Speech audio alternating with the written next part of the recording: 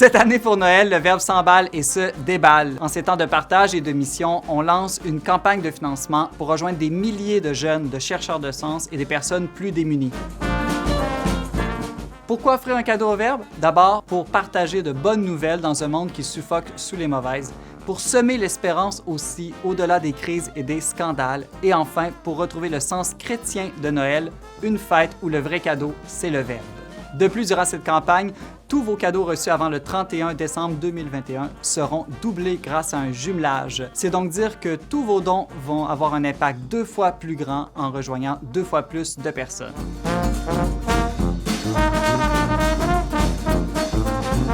Merci de nous aider à donner le Verbe en cadeau. Merci de votre générosité et joyeuse fête du Verbe incarné.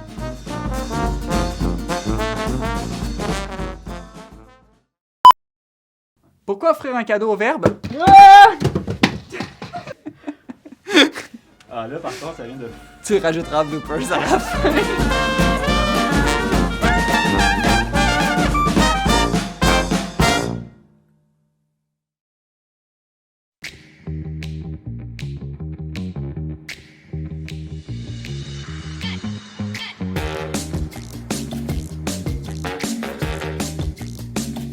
On n'est pas du monde, une émission proposée par l'équipe du Verbe, avec Antoine Malenfant et James Langlois. Cette semaine à l'émission, Brigitte Bédard y va de ses meilleures recommandations de bande dessinée. Ariane Blais-Lacombe, elle, nous démystifie la période des relevailles post-accouchement et Émilie Frémont-Cloutier nous entraîne avec elle dans tous ces lieux de rencontres fortuites mais non moins nécessaires au lien social. Bref, on n'est pas du monde.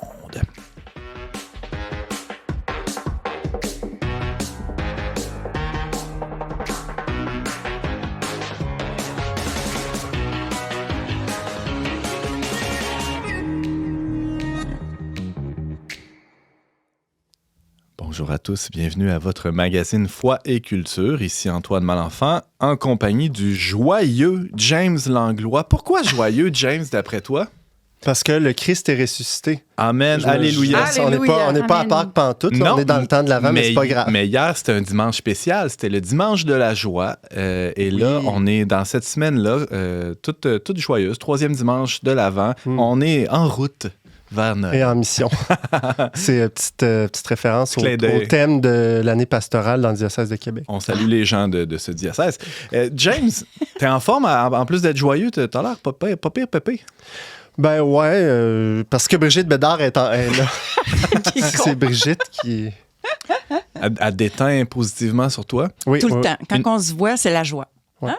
Parce que moi, je suis quelqu'un de pépé dans la vie, mais j'ai une attitude placide. Mais ça fait que ça paraît pas. On dirait que Brigitte a fait sortir mon côté énervé. Là. Je suis capable d'être énervé. T'es énervé rare, c'est D'ailleurs, Ariane a failli s'étouffer quand James a dit qu'il était pépé. Avant d'aller plus loin, il faut présenter qui est autour de la table. Brigitte, on l'aura reconnu. Salut. Salut tout le monde. Bienvenue à l'émission. Ça fait plaisir. Après une longue absence, on est toujours heureux de te retrouver. Ouais. Émilie Frémont-Cloutier, salut. Salut, bonjour Antoine. Ça fait quelques semaines, tu étais venue nous parler du balado Les Valoristes, puis là, tu es de retour avec un sujet... Moi, ça me tient à cœur, ça, les lieux de rencontre. J'aime ça. Oui, c'est plus essentiel qu'on peut le penser. Oui, vraiment. J'ai hâte de t'entendre. Là. Oui. Ça va faire des belles discussions, j'en doute pas. Bien j'ai hâte de vous en parler aussi. Yeah. En temps de COVID, ça va être quelque chose. Oui. Franchement, là, beau défi. Et Ariane Blais-Lacombe, allô? Allô, Antoine. Un autre sujet qui me passionne, les relevailles, le temps post-accouchement, c'est quasiment un tabou, ça. C'est effectivement un sujet dont on parle pas souvent, pas assez du moins. Ah ouais, ben là, on va essayer d'y remédier aujourd'hui. Et quelque chose d'autre à rajouter, James? Oui, ben je vais saluer Camille de Québec qui nous a écrit articles et chroniques radio intéressants et d'une grande sensibilité, parlant de sujets sensibles. Alors, on remercie Camille, puis on invite les auditeurs à nous écrire des commentaires, des questions, des propositions à onpdm@le-verbe.com et sur la messagerie de nos réseaux sociaux.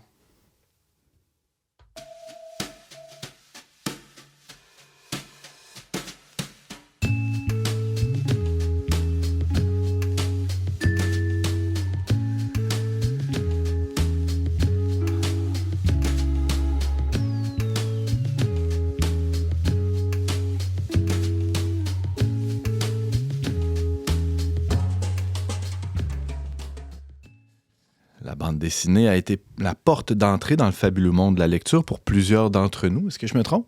Ah non, tu te trompes pas. Ah non, je me trompe non. pas. Ben non, je me trompe rarement, moi, quand même. Mais maintenant, parents, on se prend parfois la tête pour savoir bien choisir les BD qui sauront charmer et élever nos petits et grands flagadas. Brigitte, bonjour. Flagada, T'as-tu qu'est-ce ça, que toi, c'est? des flagadas, toi, à la maison? C'est quoi, des ça? grands C'est- flammes des grands... Ah, non? ça vient de Québec, ce mot-là? Moi, je suis de Montréal, fait que je connais pas ça. Ben moi, j'écoutais Henri Dess quand j'étais jeune, hein, puis il y a une chanson Flagada, Flagada, je suis tout Flagada. C'est vrai! C'est une image qui m'est restée d'une espèce d'échalote boutonneuse.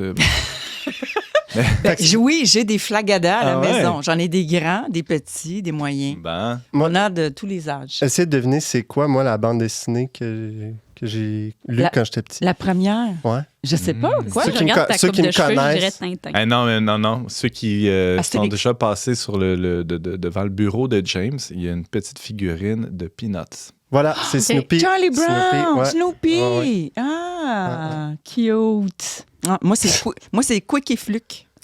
Ah, Ah, je suis ouais. sûre que vous connaissez même pas ça, vous êtes trop jeune. Effectivement, ouais. Mais ça, c'était... Quick et Fluke. c'est Casterman qui publiait ça dans mon Oui, souvenir. Il y avait c'est ça à la ça. bibliothèque scolaire. C'était le même genre de dessin que Tintin. Exact. J'avais acheté ça. C'est mon premier livre que j'avais acheté avec mon argent. Je devais avoir 8 ans à peu près. C'est eux qui avaient fait l'épisode « Le Manitoba ne répond plus », non? Aïe, aïe, non. Ben, je le sais pas. Je dis non, mais je le sais pas. Ah, je mêle peut-être avec un autre. Mais bref, Le aujourd'hui... Manitoba. Ah ouais, tu nous présentes tes coups de cœur. Hein, c'est Oui, ça? ben c'est ça. Tu t'as dit tantôt en intro les meilleurs BD. Recommandations. Non, Regarde. les meilleurs selon toi. Ouais. Aujourd'hui, C'est- maintenant. Regarde, chez nous, là, honnêtement, dans la bibliothèque du salon, il y a 2 rangées pleines de BD religieuses. Mais il y a aussi une autre section de bibliothèque que c'est juste des BD païennes. C'est un gros mot, ça. Mais on va partir à un débat. Là. Par contre, les BD, est-ce que c'est de la littérature mineure? Ah non, moi, je dirais pas ça. OK. Non, moi, je dirais pas ça. Surtout de ces temps-ci, là, Mhm. je trouve que plus ça va, plus les BD sont c'est de bien la faites. Grosse Il y a qualité. des dessins, là, Mm. c'est... Ah, ben là, James, tu me montrais tout à l'heure une BD. Parle-en donc tout de suite. là. Non, tantôt, on va garder OK, ça. tantôt. Bon, regarde, moi, je vais commencer. Premièrement, là, tu sais, moi, je suis mariée avec un animateur de pastoral. Hein? Fait que... On le salue. Salut, Il aime ça, les BD cathos. Ben, lui, à son collège, comme le collège se déchristianisait tranquillement, pas vite, ben, il voulait jeter les BD dans leur école. C'est mieux Son les jeter que ancien. les brûler, quand même. En effet. Donc, Hugues, mon mari, il dit, ben non, moi, je vais les prendre si vous voulez les jeter. Alors, il est arrivé à la maison un jour, il y a peut-être 10 ans de ça, là, même peut-être un petit peu plus que ça, avec des BD, mais des vieilles BD, là, OK? Il est arrivé avec Chrétiens et chrétiennes au Québec, l'Église de Québec au cœur de notre histoire. Là, je vous le montre, là. Ben voyons. Hey, moi, Ça, si c'est je vois, vieux, c'est là. sûr que je lis pas ça. Ah non, mais c'est bon! Ça t'apprend tout comment que l'Église est née à Québec avec Champlain puis tout. Bon, tu sais, c'est moins En tout cas. trippant pour les jeunes. Mais il y en a un autre vraiment le fun. Hey, ça, il y a tous Qui est les foyers catholiques missionnaire canadiens, en français ont ça, là. Missionnaire Ah en oui. Nouvelle-France, Pierre-Joseph-Marie Chaumont. 16 Chamonix. Chaumonot, excusez. Père Chamonix Avec de l'ancienne Lorette, où je demeure. Exact. Ça, là, c'est écœurant. C'est bon, là. Puis là, t'apprends plein de choses en même temps. Aux éditions Anne Sigier, missionnaire en Oui, Nouvelle-France. mais regarde, je sais ça- même pas si ça se publie encore. Non, OK? parce que les éditions de CG n'existent plus. Mais non, mais Mais ça se trouve c'est peut-être facilement Mésia dans Paul qui a dans les repris. bouquineries, puis bon, sur Ben, Internet. Pour vrai, je pense que Exact. dans la paroisse de l'ancienne Lorette, ils en vendent encore. Ah, ça serait pas étonnant. Mais À vérifier. l'idée, Mhm. c'est que aussi, il y a des BD sur autre chose que les catholiques, là, tu sais. Ah oui? Et qui sont bonnes quand même. Et oui, il y a la vie de Martin Luther King en bande dessinée. C'est des beaux dessins, là, tu sais. C'est pas de la super art, là, mais c'est quand même pas pire, là, tu sais. Ouais. Ah, c'est beau. Mais Je là, veux dire, c'est invitant, dans ce, tu sais. dans ce que tu nous présentes là, Brigitte, là, tes, Ouais. tes jeunes adolescents lisent ça, là. Ben, ils voulaient pas. Ah, OK. Tu sais, même si tu leur montres ça, ils font comme Gandhi, tu sais. Non, mais c'est plus esthétiquement, c'est Non, dépassé. plus à C'est jour. ça. Ouais. Donc, mais, je veux dire, on en avait chez nous comme 50. Des comme ça. Ça, c'est les hardcover, là. Ouais. Sinon, on en a des mous, on Ouais. doit en avoir 200. OK, des mous, là, que c'est encore moins attrayant. C'est pas sexy pantoute, là. Là, les jeunes sont là, ils sont là. Oh, maman, tu sais. Alors, mon mari, qui est un homme pratique, n'est-ce pas? On aime le côté masculin. Des fois, nous autres, les mamans, on est comme... oh, mais oui, tu vas voir, ça va être intéressant. Regarde, on va s'asseoir, puis on va lire ensemble. Puis là, tu lis, puis toi, tu rentres dans l'histoire, puis là, le jeune à côté, il regarde. Il veut rien savoir, finalement, tu sais. Fait que là, papa, il a une meilleure approche. Pragmatique. Oui. Fait que, v'là 10 ans, là, ça fait longtemps, là, quand même, v'là 10 ans, il a dit aux enfants qui étaient quand même très jeunes à l'époque, là, tu sais, là, bon, celle qui a 24, bon. Fait que là, il disait, pour chaque BD que vous allez lire, je vais vous donner 2 $. Aïe, aïe. Schkeckling. Fait que là, il y a des... là, moi, je trouvais ça effrayant. Ben ouais. Je voyais, tu es en train de soudoyer nos enfants. Faire un marché avec de nobles choses. Mais oui, Ben tu oui. les payes pour... Presque de la simonerie. Ben oui. Oui! Hey, c'est vrai, j'aurais pu employer Non, mais c'est ce pas des terme choses savant. sacrées quand même. Là, mais- C'est ça, tu sais. Mais... Non, la simonie, c'est ça. Simonie, oui. Excusez. Simonerie. Ça, c'est des trucs de Simon, ça. Une simonerie, c'est une blague faite par notre ami Simon. Mais oui, de la simonie, c'est comme En tout cas, faire du commerce de choses sacrées. Moi, je trouvais ça effrayant, tu sais. Ouais. Puis là, il y a des fins finaux, les plus vieux, tu sais, les gars. Tu sais, les gars, ils ont dit, wow, on va faire semblant qu'on l'a lu. Puis on va avoir notre 2 piastres. Fait qu'ils s'assoyaient dans le sofa. Puis là, il était là, tu sais. Est-ce que Hugues faisait un examen pour voir Fait s'il que avait là, lu? Hugues, c'est ça. Là, il arrivait, il dit, papa, j'ai fini mon livre. Fait que là, il arrivait un livre. Fait que là, puis là, Hugues prenait le livre, il disait, OK, raconte-moi l'histoire.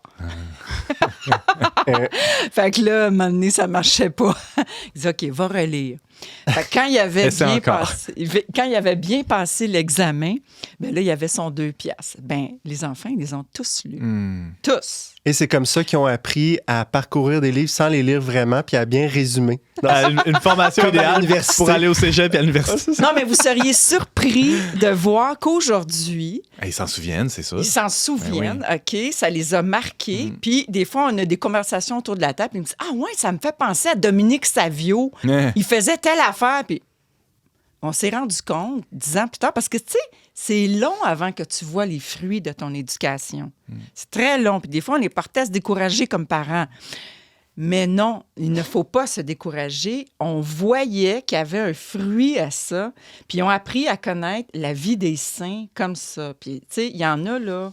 Écoutez, là, les plus récents, là, c'est là, Zita et foi d'une impératrice. Là, il est de toute beauté. Ça, c'est récent, ça. Ça, c'est récent, là. Là, il est vraiment beau, celui-là. Là, mon gars de Joseph Olivier, mon plus jeune, là, notre plus jeune, ça s'attaque à ça, là. Là, il y a une pile sur la table du salon, puis j'étais tannée qu'il lise des Astérix, OK, là? Il lit Là, des c'est- Astérix, mais il relit toujours les mêmes. Ben ouais, mais là, ça m'a donné, ça suffit. Mais ça, Zita, c'est le fun, c'est l'histoire du 20e siècle. S'il s'intéresse à L'histoire l'histoire de la un guerre, peu, ben ouais. il aime ça, tout ça. Et il y a celui-là qui est par les éditions de l'Emmanuel, Les 7 demeures de Sainte-Thérèse d'Avila. Alors, c'est l'histoire d'un gars qui rentre dans une maison hantée, ou qui a l'air d'une maison hantée. Et dans ses découvertes qu'il va faire, c'est toutes des allégories sur le château de Sainte-Thérèse d'Avila. Et là, il va rentrer dans les demeures, tranquillement, les tentations. Ça les fonctionne, combats. c'est pas trop plaqué comme concept, non? Ça, C'est vraiment ça marche? Ah ouais. bon. Oui. Bon, les dessins sont peut-être pas extra. Rappelle-nous le titre, Brigitte. Les 7 demeures, Qui a écrit ça? c'est Dara Adevis, Aux- Mais Brigitte n'est pas objective parce édition qu'elle de l'Emmanuel. aime tellement les 7 demeures de Sainte-Thérèse. Oui, c'est vrai, là, je pêche pour ma paroisse. Brigitte, je il nous pêche ou je prêche? Prêche, Je prêche. Tu prêches, ouais, tu pêches sûrement des fois, Pour mais ta part. Souvent. il nous reste à peine 4 minutes. Quoi? Est-ce que tu nous parles de la pile de manga qu'il y a sur Ah, ta table ben, tout de c'est ça. suite ou Ça, on continue? On n'avait même pas besoin de payer nos enfants pour Ah. la lise. Alors, le boîtier, OK, ça se vend en 5 livres. Le manga, c'est vraiment écœurant. Ça, là, vraiment, là, ça, c'est Pourquoi? à acheter parce que c'est un manga. Parce que les jeunes, aujourd'hui, aiment les mangas. C'est quoi, comment tu définirais là, quelqu'un qui ne sait pas c'est quoi un manga? Là? C'est des dessins animés C'est un japonais. dessin avec... c'est un Ok. style de dessin. C'est un style. S'il y en a qui connaissent Naruto, là, Dragon Ball, Pokémon. Voilà, c'est comme l'ancêtre. Yu-Gi-Oh! Voilà, c'est ça. C'est des affaires de même. Donc, c'est vraiment un style de dessin, puis où tu vois l'émotion, tu sens l'émotion. Tu as beaucoup de dessins comme sans beaucoup de dialogue, mais puis le dessin stylé. Il faut vraiment qu'il soit stylé, style japonais. La plupart, ils vont commencer par la fin et se lire comme en vrai japonais. Là. Mais ça, c'est des mangas chrétiens ou par rapport? Ah oui! Ça, c'est toute la Bible. Ça, c'est la Bible au complet.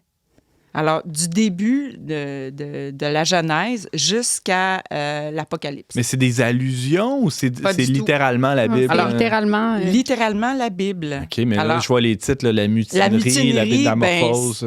La mutinerie, c'est ça, c'est Adam et Ève qui se révoltent. C'est les anges, la création, Satan Lucifer qui se révolte.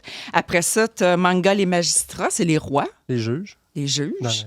Après ça, tu as les messagers, les juges. Les après ça, tu as le Messie, Jésus qui arrive. Ouais. Et après ça, la métamorphose, c'est tous les actes des apôtres. Puis voyons donc. Oui, c'est vraiment... Mais moi, je suggère vraiment de commencer avec le Messie. Parce que ça veut dire quelque chose pour eux, Jésus, tu sais. Plus de références. Voilà. Puis après ça, quand ils ont lu le Messie, premièrement, moi, je savais même pas que ça existait, les 5, là. J'ai reçu le Messie comme ça en cadeau un jour de quelqu'un qui a dit « Ah, tiens, ton jeune va sûrement aimer ça. » Ils l'ont dévoré. Et là, après ça, on a su que, c'était le numéro 4. Où sont les autres numéros? Fait que là, on les a tous achetés. Puis ça, les enfants, vraiment, ils adorent ça. Puis ça leur fait vraiment connaître la Bible là, au complet. Puis ils ont des références maintenant avec tous les livres de la Bible. C'est édité par l'Église officielle de Chine. Non, c'est pas vrai. Il n'y a pas Novalis qui a publié la Bible en BD récemment? Oui, en BD, je sais. Ah, peut-être, mais en Lego, là, il y a quelques années. Ça, oui, mais il me semble en BD récemment. Ouais. Mais celui-là, c'est... Nous, on l'a acheté par Mediapol. OK. Puis c'est BLF Édition, mais c'est www.labiblemanga.com. Tout simplement. Voilà, c'est ça. Wow! Ouais. Donc, soudoyez vos enfants. Ben ouais, c'est ça la morale de l'histoire. N'hésitez pas à les payer, leur donner une petite récompense pour qu'ils lisent la vie des saints. Je veux dire, Saint Ignace de Loyola, c'est comme ça qu'il s'est converti. C'est en lisant la légende dorée, en lisant l'histoire des saints. Et moi, honnêtement, en apprenant sur la vie des saints, ça m'aide dans ma foi. Tout le temps. C'est pas du vieux stock, là. C'est encore très d'actualité. Ils sont tous nos contemporains d'une manière ou d'une autre. Même si c'est dans des vieux stocks de livres. Oui, c'est encore bon. Mais c'est ça, il faut les payer là, pour... mais il s'en fait encore de très bonnes de nos jours. Là. Il s'agit d'aller voir votre libraire. Moi, j'ai pas ce qu'il y a de... justement, James... rapidement, là, chez Glénat, là, ils ont sorti une collection en collaboration avec le Cerf là, sur l'histoire des papes. C'est le Saint-Pierre, Saint-Paul, c'est dans un... Saint-Léon-le-Grand, c'est malade. Mais les dessins sont magnifiques. Autant dans le contenu que les dessins, c'est incroyable. Oui. Merci Brigitte. Merci beaucoup pour ces suggestions de lecture. On va mettre quelques liens là, sur notre page Facebook, chouette, sur la tienne peut-être aussi, qui sait. Allez voir ça. Tu es toujours la bienvenue à l'émission. On a hâte de te revoir. Merci. Bon avant tout le monde. Merci.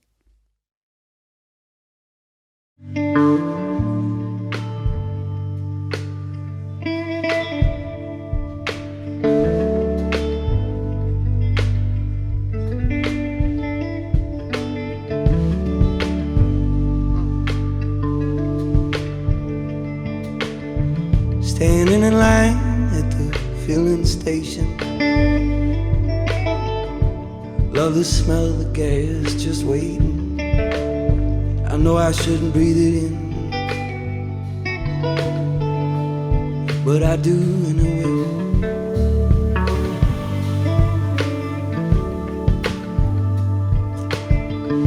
See the lights now and I'm getting to the city. Drifting in thrift stores, I see something pretty. See a jacket I'd wear till I gave it to you.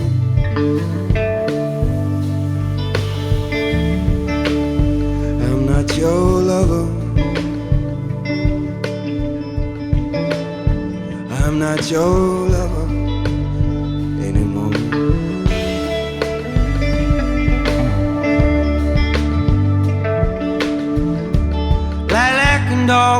in the summer air. Kentucky grass, wishing that you were there.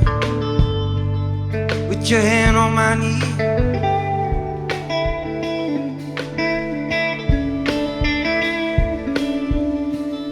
With your hand on my shoulder where you wanted to be.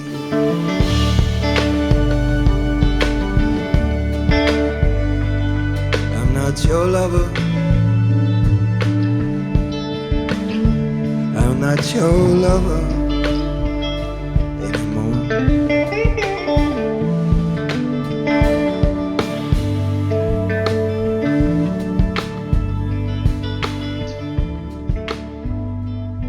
You shake my spine until you sublimated. Pour the wine till I can't separate it from my brain.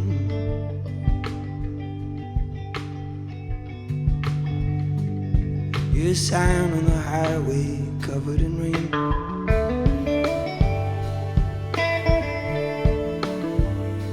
I'm not your lover. I'm not your lover.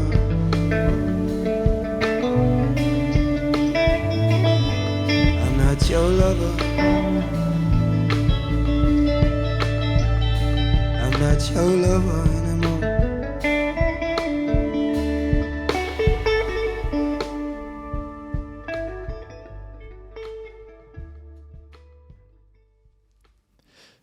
Vous êtes avec Antoine Malenfant à la barre d'On n'est pas du monde. On vient d'entendre I'm Not Your Lover du chanteur Leif Volbeck.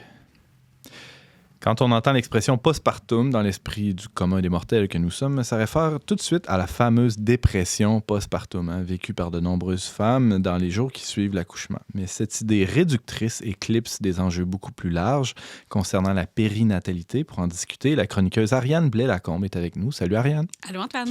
Alors, quand on sait que tu es toi-même maman de 3 jeunes enfants, on comprend bien que pourquoi tu as voulu lever le voile sur cette réalité du postpartum. Qu'est-ce que ça englobe, cette expression-là, postpartum? Bien, postpartum, c'est la période postnatale, après l'accouchement. Donc, tu as évoqué que postpartum est, on dirait, de moins en moins utilisé parce que pour beaucoup de monde, ça évoque d'emblée une dépression postpartum, alors que le postnatal peut être une super belle période de la vie d'une femme, quand le devenir mère, la connexion qui se crée avec le bébé. Sinon, un terme qu'on utilise aussi, on parle souvent du 4e trimestre de la grossesse. Donc, formellement, quand le bébé est en dedans, ça dure 3 trimestres, mais il y a aussi l'expression 4e trimestre qui est apparue pour désigner les 3 mois qui suivent la naissance, qui sont vraiment une période toute particulière, autant dans le corps de la femme, toutes les transformations qui se passent suite à l'accouchement, mais aussi pour le bébé, dans les 3 premiers mois de vie, il y a comme vraiment des besoins particuliers qui sont en continuité avec la grossesse. Donc, c'est comme pour l'idée d'avoir un 4e trimestre de la grossesse, c'est de dire que même si on n'est plus enceinte, on continue une gestation externe, puis donc que les besoins du bébé sont essentiellement les mêmes, donc besoin d'être proche, d'être porté, d'être nourri. Il n'est pas encore indépendant, là. Les humains, on n'est pas une espèce où les bébés naissent, puis là, après quelques... Partent gambader, comme ça, tout de suite, on est une espèce qu'il faut garder nos bébés proches, qu'il faut les porter, qu'il faut s'en occuper parce qu'ils sont complètement immatures et démunis, là. J'oserais dire même, ce 4e trimestre-là, il est vécu, il est important pour toute la famille, là, qui... bon, nous, c'est comme c'est une phrase qu'on se dit souvent à la maison, les 3 premiers mois, c'est quand même marquant. Là, en fait, c'est les mois qui sont nécessaires avant que la famille reprenne un peu son rythme, disons, normal ou presque normal. Là.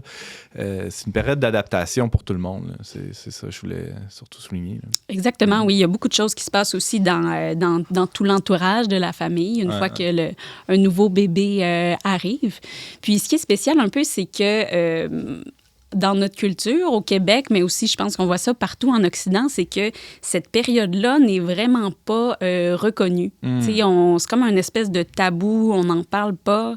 Au printemps passé, j'avais fait un reportage sur la pratique sage-femme, donc j'ai été amenée à parler à beaucoup de femmes enceintes qui venaient juste d'accoucher, puis quelque chose qu'on me disait beaucoup, c'est j'aurais vraiment aimé ça, mieux me préparer pour le postnatal. Tu sais, parce que quand on est enceinte, on se pose beaucoup de questions. Ben là, c'est quoi les vitamines qu'il faut que je prenne? Prends-tu l'épidurale, pas l'épidurale? C'est ça, On se prépare beaucoup pour l'accouchement. Oui. Ça, c'est vrai. Ouais, Comme si une fois que le bébé allait être là, ben là, c'est magique, tout va bien, on n'a pas besoin d'y penser. On mais n'en parle pas beaucoup, là. On apprend sur le tas quand le bébé arrive. Non, à l'hôpital, quand tu as ton bébé, ils viennent te voir, tu sais, allez-vous prendre la pilule? Là? Oui, c'est ça. C'est la première question qu'ils vont poser. Même les gens qui n'ont pas d'enfants, ils ne savent pas que la femme vit ce bouleversement-là après l'accouchement. Donc, j'ai plein de gens, moi, qui m'ont dit « Ah ouais, les femmes vivent ça. » Ben oui. C'est ça. Puis c'est vraiment particulier parce qu'on voit que dans beaucoup d'autres cultures à travers le monde, où traditionnellement, ce qui se faisait avant, c'est vraiment... on réservait là, vraiment un temps particulier. Souvent, c'était plus autour de 30 à 40 jours, là, une quarantaine. Là. De nos jours, le mot quarantaine est comme... tu sais, le monde ont des sueurs froides quand tu mentionnes ça, mais les femmes, les nouvelles accouchées étaient placées en quarantaine avec leur bébé, donc ils étaient vraiment écartés de toutes leurs obligations sociales, professionnelles, familiales, donc vraiment pour prendre le temps de guérir leur corps, de vivre cette période-là, d'établir un bon lien avec le bébé, de l'accueillir comme il se doit. Puis, on remarque que c'est ça, de nos jours, nous, une fois que tu as accouché, c'est comme s'il fallait que tu reviennes là, le plus rapidement possible. Il faut que tu perdes ton poids de grossesse. Si tu gardes en bedon, là, c'est un petit peu indigne. Il faut que tu sois une bonne maîtresse de foyer si tu as des gens qui viennent te rendre visite là, pour voir le bébé. Il faut que ça soit tout clean. Ah oui, tu serves le thé puis les biscuits. Tu sais, combien de monde disent je m'en viens chez vous, reste recouverte de rigurgie, je vais faire ton lavage, je vais t'amener de la bouffe. Tu sais, alors que ailleurs, c'est vraiment plus ça qui se fait. Il y a comme traditionnellement, la mère, la tante, la grand-mère, il y a des gens qui viennent sur place, mais pas pour s'occuper du bébé à la place de la mère, mais au contraire. S'occuper de la mère. C'est ça, pour s'occuper de la mère puis renforcer. Les relevailles. Oui. Ouais. Oui. C'est quoi les relevailles? Là? Ouais, les relevailles. Allons plus avant là-dedans. Là, les relevailles, c'est un terme qui englobe le fait de venir soutenir une nouvelle mère. Chez elle, dans son environnement, là, de relever, là, carrément. Là, parce qu'elle était tombée enceinte. Là, Non, mais on dit, c'est ça, puis c'était beaucoup, quand on vient d'accoucher, c'est important de rester couché, justement, beaucoup, là, parce que le périnée, cette zone-là, tout ça, la station verticale, c'est pas recommandé. Là, donc, il y a un livre très populaire. Là, quand on est enceinte au Québec, généralement, notre Bible, ça va être Une naissance heureuse de Isabelle Brabant. Là. Tout le monde ici hoche de la tête. Là. Puis donc, elle dit, une semaine après l'accouchement dans le lit, on reste couché. 2 semaines après l'accouchement, autour du lit, on peut s'activer, mais pas trop. Puis 3 semaines après l'accouchement, dans la maison. Donc, avec ces trois semaines-là, on atteint presque le 30-40 jours qui est présent dans plusieurs cultures. Puis ça dit aux femmes, restez couchées. Puis aux gens aussi, il faut que les gens autour de la femme le sachent que c'est pas le temps là, d'aller courir un 3 km, même si on est en forme ou de se brûler, de faire toutes sortes de choses. Il faut rester couché, il faut laisser les autres s'occuper de nous pendant cette période-là. Les autres, c'est qui les autres? Là? Parce que tu parlais dans d'autres cultures, mais il y a aussi, à une autre époque, là, on pourrait y revenir peut-être tantôt, mais aujourd'hui, est-ce qu'il y a vraiment une communauté au sens large? Est-ce qu'il y a vraiment des autres? Est-ce qu'il y a vraiment des autres? Non, mais c'est vrai, tu sais. Non. Qui sont les gens autour de la mère aujourd'hui pour en prendre soin, comme tu l'évoques, Ariane? Idéalement, ça serait la famille proche, ça serait... Ils sont occupés, ce monde-là, je sais. Non, mais c'est ça qui est problématique, c'est qu'effectivement, il n'y a personne pour s'occuper des nouvelles mères. Puis, il y a beaucoup de gens aussi qui savent pas, là, comme James disait, qui savent pas c'est quoi les besoins, donc qui seraient peut-être en mesure d'y répondre, mais qui sont pas là. Donc, fort heureusement, il existe certains organismes pour ça, des organismes de relevailles communautaires. Il y en a partout. Il y en a même qui s'appellent tout simplement les relevailles. Oui, exactement. Donc, c'est des organismes qu'il faut connaître, qu'il faut rechercher autour de nous. Il y a des gens qui font ça professionnellement aussi. C'est de plus en plus en vogue. Des doulas de postnatal qui viennent chez vous pour faire votre lavage, s'occuper des autres enfants, tenir le bébé le temps d'une douche, ce genre de choses. Donc, c'est bien de faire appel à ces gens-là quand on a besoin. Des fois, il y a des organismes, justement, qui vont le faire même sur la base de contributions volontaires. Là. Ça peut s'adapter selon les revenus. Il ne faut pas penser que c'est inaccessible vu qu'on est à faible revenu. C'est bon à savoir quand même. Parce que quand tu as d'autres enfants aussi, Ben oui, c'est ça, là, ça devient... le papa travaille, puis Ouais. là, là, maintenant, c'est ça, il y a le congé de paternité, mais là, s'il reste... C'est combien de temps, le congé de paternité, James? Ben, de base, c'est 5 semaines. OK. Mais Quand celui même bon. réservé au père est 5 semaines, mais C'est là, il y a ça. congé parental qui est quand même Qui peut être divisé. qui peut être Ouais. partagé. Là, Mais tu peux avoir jusqu'à quelque chose que 6 mois. que j'entendais récemment en faisant mes recherches, c'est il y a un proverbe africain bien connu qui dit ça prend un village pour élever un enfant.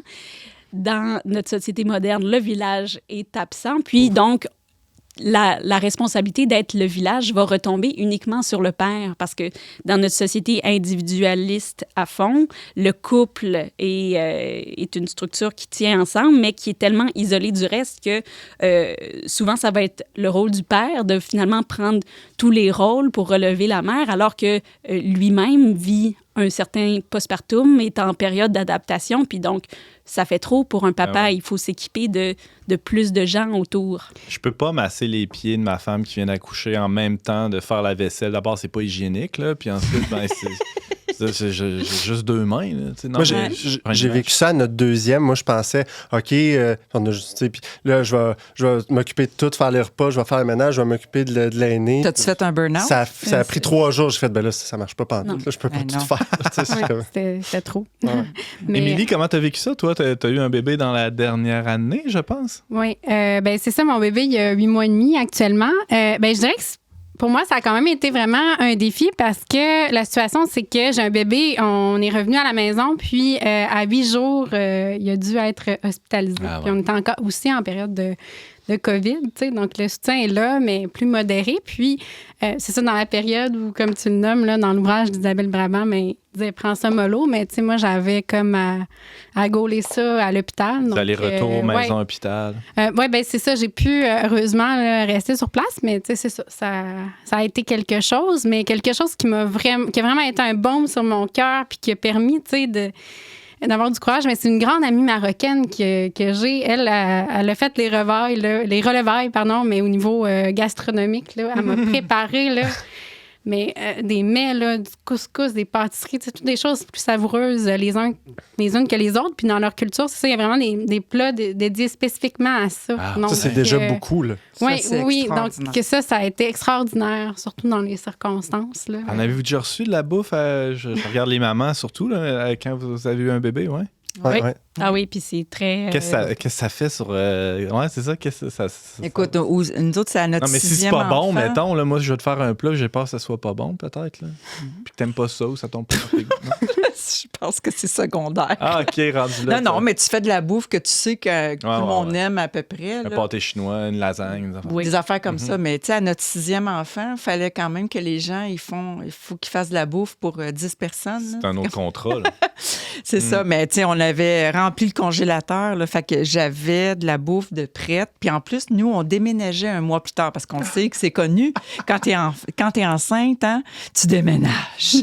Hein? Fait que toute ma grossesse, Ah oui. j'avais fait des cartons. Puis il fallait qu'on déménage un mois plus tard. Alors, j'avais le bébé dans le kangourou. Puis la petite de 1 an et demi à côté. Puis c'était quelque chose. Mais moi, Tu le recommanderais pas. Ben, honnêtement, je ne sais pas comment j'ai fait. Je ne sais pas comment mon mari a fait non plus parce qu'il fallait qu'il rénove la nouvelle maison. Mais on a tellement eu d'aide de l'extérieur, des amis. On a une communauté chrétienne très, très proche qui nous ont fait de la bouffe. J'avais ma mère qui était là, j'avais ma belle-mère qui était là, mon beau-frère. Là. C'était vraiment une affaire de famille, tu sais. Fait que ça n'a pas été si difficile que ça parce qu'on a eu beaucoup d'aide. Beaucoup, beaucoup, beaucoup. Moi, je trouve toujours ça émouvant de voir la générosité des gens dans ces périodes-là. là. Oui, oui. Ariane, Oui. Oui, quoi? Oui. toi, personnellement? Non, mais, Non, mais je voulais rajouter sur Ouais. la nourriture, tu sais, c'est comme, ça fait du bien de voir de la nourriture, tu sais, on en a besoin, mais c'est aussi que pour beaucoup de femmes, la charge mentale de faire l'épicerie, préparer la nourriture, qu'est-ce qu'on va manger ce soir. Même si c'est pas toi qui cuisine, d'avoir le hamster qui roule pour faire l'horaire des repas de la semaine, le simple fait que du monde t'amène de la bouffe. On se casse pas la tête, ça va être ça ce soir. C'est ça, la ça seule affaire claire que tu as à penser, c'est OK, le prochain boire est dans 45 minutes. Je peux dormir. C'est ça. Ariane, tu parlais tantôt des autres cultures. Il nous reste 2 petites minutes. Dans la culture juive aussi, c'est présent. Ça peut être interprété comme si on excluait la femme de la vie sociale, mais toi, tu vois ça autrement. Exactement. C'est pas moi qui vois ça autrement. Okay. C'est Marianne Durano, quand j'ai lu son livre « Mon corps ne vous appartient pas », un livre que je recommande. D'ailleurs, elle évoque, c'est ça, elle parle de la période postpartum, puis elle dit que elle, quand elle lit, qu'elle a toujours une pensée émue quand elle pense à l'auteur anonyme du Lévitique qui a prévu une période de quarantaine pour les femmes en postpartum dans la tradition juive. Elles sont impures pendant ces semaines-là. C'est ça. Donc, impures, puis ils doivent donc être exclus. Puis elle voit ça non pas comme une exclusion, une manière de pointer du doigt ou de stigmatisation. Exactement, mais au contraire, une manière de dire non, c'est une période où vraiment, justement, les femmes doivent se reposer, doivent reprendre leur force avant de réintégrer pleinement la vie en communauté et surtout la vie religieuse, là, qui est donc très importante. Impur, ça voulait pas dire la même chose. C'est à cause des pertes de sang. OK. De la femme. Non, mais ça voulait pas dire quelque chose de dégueulasse. Là. Ça voulait, non, ça a un autre sens. Puis même que, en fait, dans la Bible, ça dit que quand la femme accouche d'un garçon, la période d'exclusion dure 40 jours. Puis quand c'est une fille, ça dure 80 jours. Donc, il y a beaucoup de... les gens se sont beaucoup questionnés. Pourquoi? Effectivement, est-ce pur sexisme ou quoi? Mais comme James le soulève, la cause de l'impureté, c'est pas l'accouchement ou c'est même pas comme la relation sexuelle à la base. C'est pas du tout ça, c'est vraiment purement les segments. Les Juifs avaient l'air d'avoir un problème avec quand on a des liquides qui sortent du corps. Puis, c'est connu que les jeunes bébés-filles, à cause qui sont toutes chargées d'hormones, peuvent avoir des légers segments après la naissance. Donc, c'est pour ça que ça serait 2 fois plus long pour un bébé-fille parce que le bébé-fille pourrait elle-même saigner un petit peu à la naissance. Donc, c'est pour ça que c'était 2 fois plus long.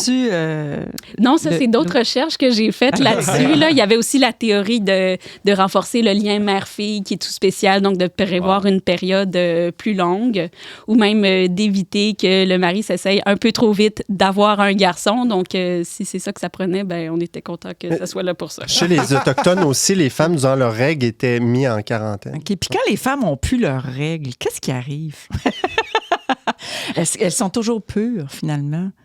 Elles ne peuvent pas aller les se femmes reposer. ménopausées, par exemple? Là, je ne sais pas. Il faudrait faire venir un rabbin pour nous expliquer ça. Non, mais tu n'as pas de perte de sang? Non. Bon, c'est ça, mais c'est le sang qui est un peu... Ça sera l'objet d'une autre chronique. Parce qu'elles ont besoin de se reposer, ces femmes-là qui sont ménopausées. Je vous le dis, moi. Ariane Blais-Lacombe, tu nous parlais de la période post-accouchement, postpartum, aussi appelée les relevailles. Merci beaucoup pour tous ces judicieux conseils. Je suis convaincu que c'est pas tombé dans l'oreille de sourde. Ça fait plaisir. Merci, bye. Merci. Avec nous, les rumeurs de fin du monde se répètent.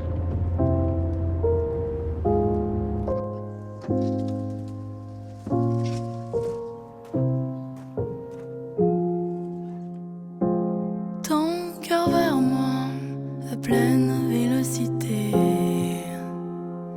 C'est l'accident assuré, mais tu ne ralentis pas, même si ton corps sait déjà.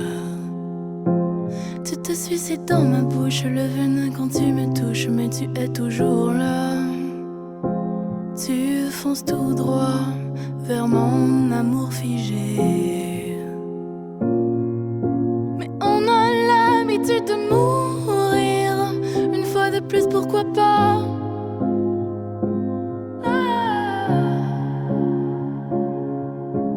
Alors, tu continues à courir, beau kamikaze vers moi.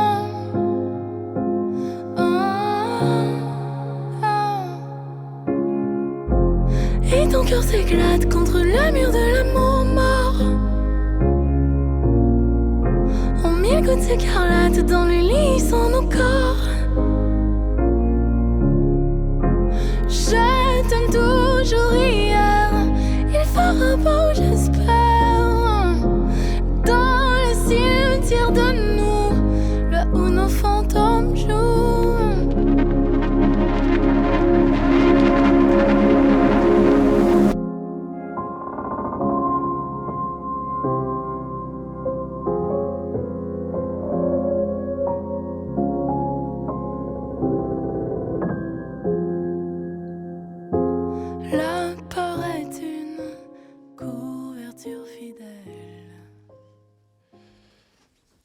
C'est toujours Antoine Malenfant au micro d'On n'est pas du monde. On vient d'entendre la pièce « L'habitude de mourir » de la chanteuse La Bronze. Il y avait toujours dans les villages et quartiers de notre enfance, on a déjà été enfants, nous autres, hein? Ben oui. Oui. Oui, il y en a que ça fait plus longtemps que d'autres, on ne dira pas qui. Alors, il y avait dans les villages et quartiers de notre enfance des lieux de rencontres fortuites où se mélangeaient les classes sociales et les générations. Une place publique, un café, une cantine, que sais-je. Avec la pandémie, évidemment, hein, la sapristi de pandémie, ce type de lieu s'est drôlement raréfié. Pour en discuter, la chroniqueuse urbaine Émilie Frémont-Cloutier est avec nous. Salut, Émilie. Salut, Antoine. T'aimes-tu ça, le titre de chroniqueuse urbaine? Me semble, Oui, ça fit. j'aime ça. Ça me va bien. Ouais, hein? C'est ça, depuis avant mon congé de maternité, j'étais missionnaire urbaine. Ah, un organisme qui s'appelle Mission urbaine. Donc, il y a une continuité. Oui, c'est ça. Là, tu viens nous parler des lieux un peu... De rencontres. Des lieux de rencontres. Hein. La vie, c'est des rencontres. Mais des rencontres, c'est parce qu'on pense qu'on est tout le temps en train de dialoguer, de commenter, de partager avec des gens autour de nous, mais finalement, on est sur notre Facebook, fait que c'est pas vraiment réel. Tu as signé un texte qui s'appelle « En présence réelle » dans le dernier numéro du magazine Le Verbe. C'est de ça dont tu nous parles. Oui, bien, c'est ça, en fait, l'idée de cette chronique-là m'est venue alors que j'étais tout simplement assise dans un resto, le Valentine, de mon quartier. Puis, je voyais cette vie-là autour de moi, finalement, vraiment des gens d'horizons différents qui, pour aller chercher un hot dog, finalement, quelque chose, bien, se croisaient à cet endroit-là. Donc, que ce soit des étudiants, des retraités, tout ça. Parce que peu importe notre âge, à un moment ou l'autre là, de notre vie, on a l'appel du hot dog. Oui, oui, c'est ça. Mais Valentine, je sais pas. Non? C'est pas ton genre, toi? Moi, je suis plus hot dog du lac chez Ashton, mais ça, vous avez pas ça dans la région de Montréal. Non, on n'a pas les Ashton. Ah. En tout cas, ben, c'est pas ça le sujet de la chronique, excuse-moi. Je vais venir faire une chronique sur les hot dogs. Ah ouais, c'est ça. Alors, ouais, c'est ça. Tu constatais qu'il y avait une espèce de faune sociale assez diversifiée autour de toi. Oui, c'est ça. Puis, ce que je me suis dit, en fait, c'est, vu là, l'application du passeport vaccinal, je vois cette dynamique-là, puis c'est bien beau, mais, je trouvais ça dommage, finalement, que sous prétexte là, de sécurité sanitaire, certaines personnes soient exclues de pouvoir vivre ce moment-là, de pouvoir aller dans ces lieux-là qui sont un espace de rencontre, souvent essentiel, en fait. Ça contribue, tu penses, à la marginalisation de certaines couches de la population? Bien, moi, je pense que c'est ça en termes de je dirais, l'enjeu, disons, au niveau de la crise sanitaire, c'est que je trouve que ça peut renforcer là, la polarisation, puis faire que, justement, peut-être, comme des gens pourraient se retrouver dans ces endroits-là pour dialoguer ou pour avoir comme... Puis, finalement, c'est pas devenu possible. Là. Il manque d'espace simplement informel pour pouvoir là, discuter. Puis, en fait, c'est que souvent dans ma vie, j'ai eu cette expérience-là, que c'était autour d'un café ou dans un lieu comme ça que j'ai pu rencontrer les gens les plus à l'opposé de ce que je suis dans les valeurs. Puis, qu'il y a des discussions qui ont porté du fruit, finalement. Ce que je trouve que sur les réseaux sociaux, c'est difficile des fois là, quand tu veux vraiment avoir un débat. Là, je ne veux pas généraliser, mais c'est difficile d'aller à cet endroit-là. Oui, ça peut être bon pour assembler autour d'une cause, pour sensibiliser, mais... Il y a le phénomène des chambres d'écho, là, où on dit tout à fait. La même affaire avec des gens qui pensent comme nous. James? Mais tu parles de café, là, puis l'autre fois, j'ai eu le même déclic que toi parce que j'étais dans un Tim Hortons dans la pointe de Sainte-Foy. Puis, tu sais, la pointe de Sainte-Foy, il y a des quartiers, il y a beaucoup d'immigrants du Maghreb, beaucoup d'Arabes, etc. Puis, ce Tim Hortons-là, là, c'était que des Arabes dehors qui prenaient leur café, qui fumaient des cigarettes. Puis, eux, je pense que dans les pays plus traditionnels, c'est encore comme ça. Puis, nous, ici, on rentre chez Tim Hortons, on prend le café, puis on sac notre camp. Mais eux autres, ils étaient dehors, puis ils fumaient leurs cigarettes. Puis là, j'ai revu mon grand-père quand j'étais jeune à Val-Bélair, dans le mail du Provigo, là, qui était là avec 3-4 bonhommes là, sur le bord de la porte, là, puis qui fumaient leurs cigarettes pendant l'après-midi, puis qui jasaient. Ils n'étaient pas là pour aller chercher des patates? Non, c'est ça. Moi, ça me marquait, puis j'ai dit... j'ai comme la nostalgie de ça. J'ai une amie algérienne là, je me rappelle il y a quelques années, elle m'avait dit que ce qu'elle avait trouvé de plus difficile quand elle est arrivée ici, c'était qu'on se déplaçait du point A pour aller au point B. C'est tout. Mais elle dit, moi, dans mon pays, c'est pas comme ça. On part du point A et là, on rencontre toutes sortes de... On arrête partout, on arrête ici. Mais je dis, oui, mais ici, il fait frette. Ah, c'est ça. Elle dit, ben, c'est ça. Pas le temps de niaiser. C'est ça, tu vas au point B le plus vite possible, puis tu reviens parce qu'il fait fret entre Ben, c'est pour les ça deux, qu'il y avait tu sais. des centres d'achat, comme mon Ouais, grand-père, c'est ça. avec un mail intérieur. Des fois, à l'époque, Exact. quand j'étais Il y avait un jeune, café. il y avait le café à côté du Zeller, à la Pocatière, où les gens fumaient Exact. en dedans, évidemment. Mais là, ils peuvent Ou- plus ou fumer. Dunkin' Donuts. Mais c'est ça, c'est un enjeu quand même de taille, le froid. Et ça fait que les places publiques extérieures qui peuvent être fréquentées l'été le sont évidemment beaucoup moins l'hiver. Et ces lieux-là dont tu parles, le Valentine, peu importe, on pourrait tous les nommer, deviennent des lieux essentiels, alors que, bon, je pense que le mot essentiel peut avoir différents sens. Là. Oui, tout à fait. Puis c'est ça, il y a ce point-là, le fraternel dont parle là, James, qui touche, je pense, toutes les couches sociales, mais il y a des enjeux aussi que, tu sais, qui touchent aussi plus les personnes marginalisées ou en situation de précarité. Là. Je vais donner un exemple. Par exemple, je pense qu'on en a parlé pendant la pandémie, mais c'est différent de vivre le confinement quand tu es dans une immense maison que, mettons, une famille nombreuse. Ben, que, dans un logement. Là, c'est ça, tu es pogné dans ton 4,5 tout ensemble. À un moment donné, t'as besoin d'air. Puis, ce qui m'a frappé aussi, c'est que quand on parle des gens en situation d'itinérance, bon, le gouvernement a parlé là, de possible exemption des personnes en situation d'itinérance, mais tu sais, tu dois-tu, toi, aller dire, tendre dans un commerce et dire, hey, moi, je suis itinérant, tu sais, pour la dignité, on repassera. Puis ça, au niveau pratique, Ouais, c'est ça. pas évident. Non. C'est inapplicable. Non, Mais c'est ça. Puis il y a plein d'organismes qui ont dû réinstaller des toilettes. Je me suis intéressée, là, pas loin de Notre-Dame-du-Cap, là, à Trois-Rivières. En tout cas, c'est peut-être méconnu, mais c'est un quartier quand même qui a certaines défavorisations. Puis j'ai lu un article où, c'est ça, finalement, une directrice générale d'organismes communautaires a dit, depuis la mise en place du passeport vaccinal, j'ai vu, en fait, les gens qui viennent là, dans la ressource dont elle s'occupe, ça s'est mis à grimper, là. Puis ça coïncidait là, avec la mise en place du passeport vaccinal. Puis, parce que les gens pouvaient se restaurer ou prendre un peu de chaleur ou de repos dans des sans endroits. avoir besoin du passeport, c'est ça? Oui, c'est ça. Puis je sais pas c'est quoi le cas pour toute la province de Québec, mais dans un autre article là, de Trois-Rivières, non, je suis tombée sur des articles de des affaires à Trois-Rivières? De ce coin-là, mais j'essaie de m'intéresser ailleurs que Québec aussi. Il était nommé, en tout cas, en date du mois de septembre. En tout cas, il y avait sensiblement là, un taux de vaccination similaire là, aux personnes en situation d'itinérance que la population en général. Ça, je ne peux pas dire si c'est comme ça partout au Québec, mais l'enjeu, c'est plus d'avoir juste comme les moyens de se faire imprimer un passeport. Puis, quand tu es en mode survie, tu as comme d'autres préoccupations aussi. Donc, c'est ça, on se rend pas compte à quel point ça peut être essentiel. Puis, il manque, il peut pas avoir vraiment de moyens pratico-pratiques de dire, OK, ces gens-là, on veut vérifier s'ils sont itinérants ou non. Pour la dignité de la personne, c'est questionnable. C'est so-so, en effet. Ça. Émilie Frémont-Cloutier, tu me parles de ces lieux là, où on peut se rencontrer de manière informelle, susciter des rencontres fortuites. Il y a aussi tu le soulignais là, quand on parlait hors d'onde, il y a des gens qui ont tellement plus de place où aller, ils vont voir des commerçants qui n'ont aucun rapport parce que le passeport n'est pas demandé dans les commerces de détail, par exemple. Salon de coiffe.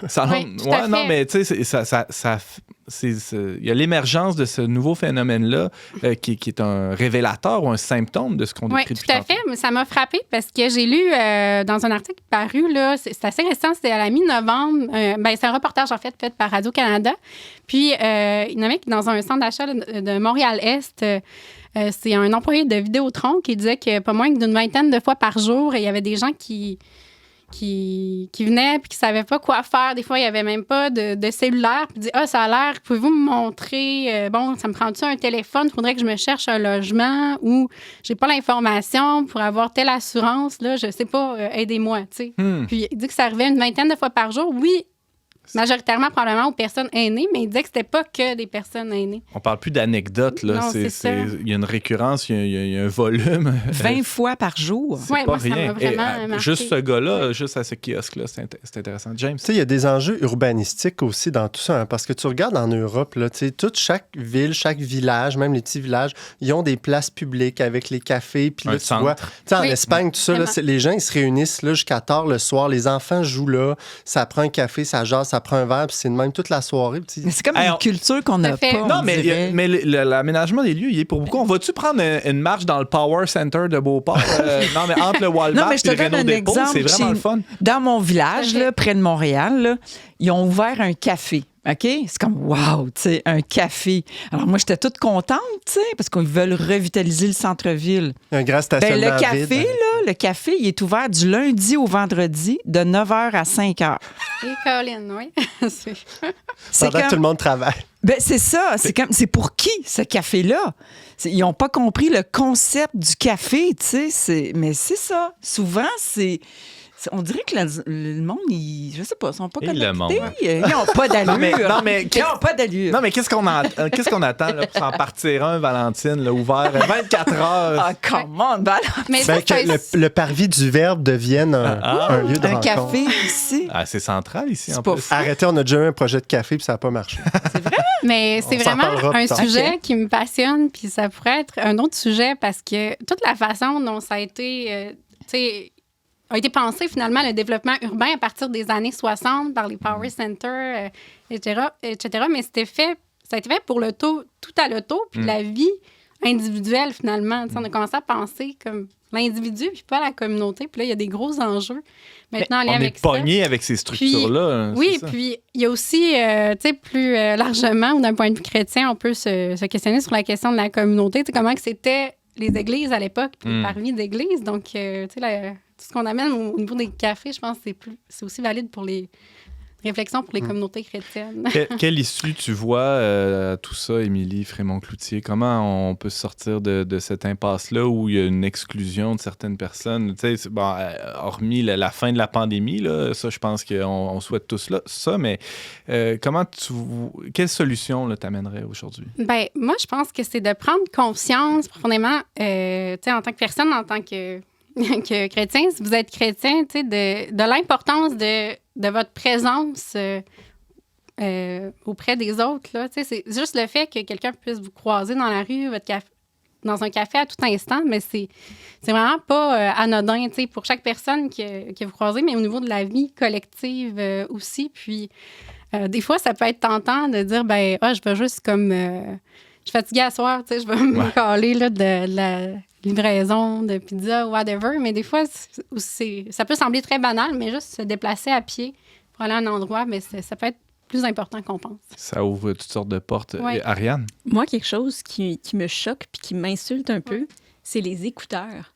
Tu sais, puis maintenant, on dirait que plus personne n'a pas d'écouteurs, puis on n'a même plus de fil C'est un obstacle. pour les voir. On Fait a que, tous tu sais, des écouteurs autour de la Tu table. parlais des écouteurs, Ouais, là. on se sentait coupable, pas là. maintenant, non, mais il y a le lieu de rencontre par excellence, tu vois quelqu'un qui marche sur le trottoir, la personne échappe sa mitaine, tu peux même pas lui dire hey, excuse, t'as échappé ta mitaine, tu sais, on n'est même pas capable de se parler. Un Ouais, chapelle à mi-temps. oui, balancer par la tête. Non, mais c'est le Mais fait c'est qu'on a vrai. tout le temps un Ouais. écran devant nous, on se bouche les oreilles, on est vraiment La bulle. fermé, tu sais, Mhm. à l'environnement extérieur à nous.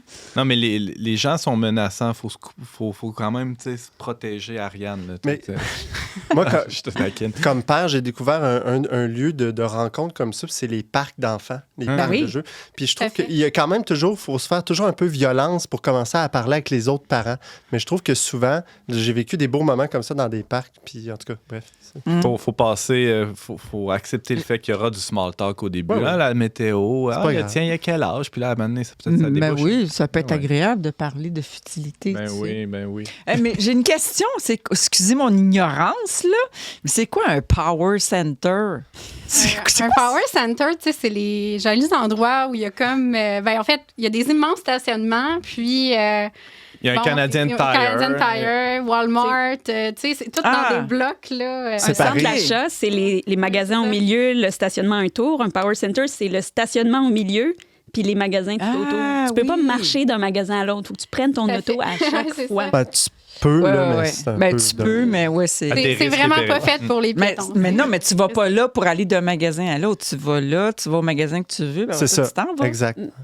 OK, je comprends. Ah, ouais, c'est vrai qu'il y en a plein partout de ça. Tu vas te coucher moins niaiseuse. Mais oui, encore une fois, incroyable. Émilie Frémont-Cloutier, merci beaucoup Ça fait plaisir. Ceux qui veulent te lire peuvent aller dans le plus récent magazine du Verbe, le numéro de novembre-décembre.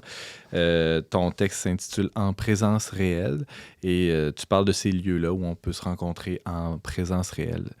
Et c'est en ligne, hein? On va le mettre en ligne d'ici à ce que... d'ici bientôt. Merci, Émilie Frémont-Cloutier. Merci.